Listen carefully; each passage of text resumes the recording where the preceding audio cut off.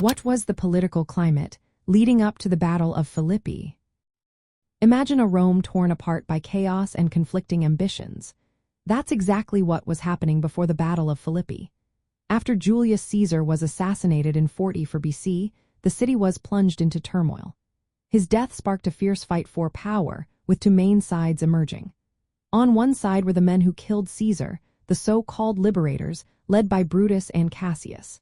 They wanted to restore the old republic and keep the Senate in charge. They believed in traditional Roman values and fought to bring back the government that had been around 4 centuries. On the other side were the supporters of Caesar, now led by the Second Triumvirate, made up of Mark Antony, Octavian, and Lepidus. These 3 men wanted to avenge Caesar's death and take control of Rome. They believed in consolidating power and moving toward a more autocratic rule.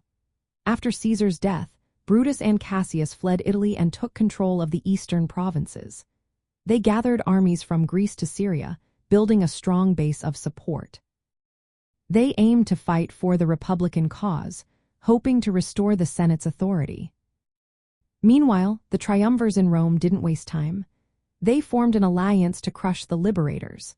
They started a campaign of political violence called proscriptions, where they listed enemies to be executed.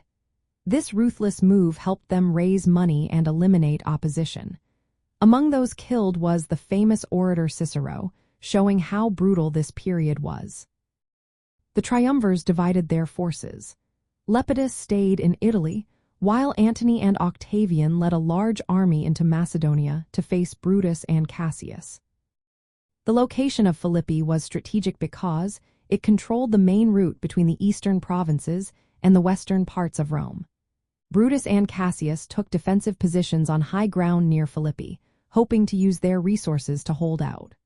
But the triumvirs needed a quick victory to prove their strength back in Rome. Their political situation was fragile, and they couldn't afford a long war. This clash was more than just a fight between armies. It was a battle of ideas, whether Rome would stay a republic ruled by the Senate or become an empire under the control of powerful leaders.